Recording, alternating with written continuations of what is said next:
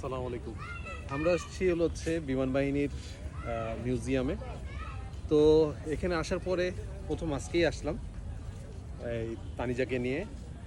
তো আজকে আসার পরে একটা ডিফারেন্ট অভিজ্ঞতা হলো যে আমাদের ঢাকা শহরে কোনো ঘোরার কোনো জায়গা নাই, বাট দু একটা স্পট আছে, কিন্তু এগুলোতে আসলে মনে হয় আসলে ঘোরার কোনো জায়গা নাই, এগুলো আসলে টাকা খরচ করার জায়গা। যেমন এখানে আমরা আসছি, একটা গভর্নমেন্ট একটা ছোট একটা পার্ক মতন করছে, একটা মিউজিয়াম করছে। তো এটা ঢুকতেই যেমন হচ্ছে টাকা লাগে 50 টাকা করে পার পারসন, এবং তার সাথে কয়েকটা দরজা আছে, এর ভিতরে কয়েকটা দরজা আছে। এর ভিতরে ঢুকতে হলে আপনাদেরকে টাকা গুনতে হবে। যেমন ওই সাইডে বাচ্চাদের খেলনার জন্য আবার ঢুকতে হলে আরও 10 টাকা করে দিতে হবে।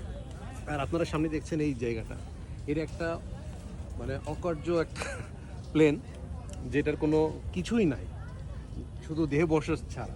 এইটার ভিতরে যদি একটা কেউ বসতে চায় বা ছবি তুলতে চায়, তার জন্য গুনতে হবে তাকে 30 টাকা।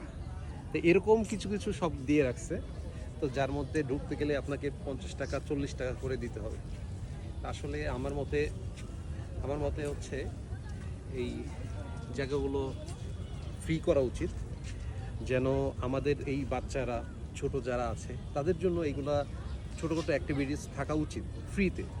আমাদের গভর্নমেন্টের এটা করা অবশ্যই দরকার, কারণ এই জায়গাতে এসে অনেকেই আছে যে এখানে ঢোকার সামর্থ্য আছে, কিন্তু এইগুলা এতগুলা রাইডে ঢোকার কোনো তাদের সামর্থ্য নেই।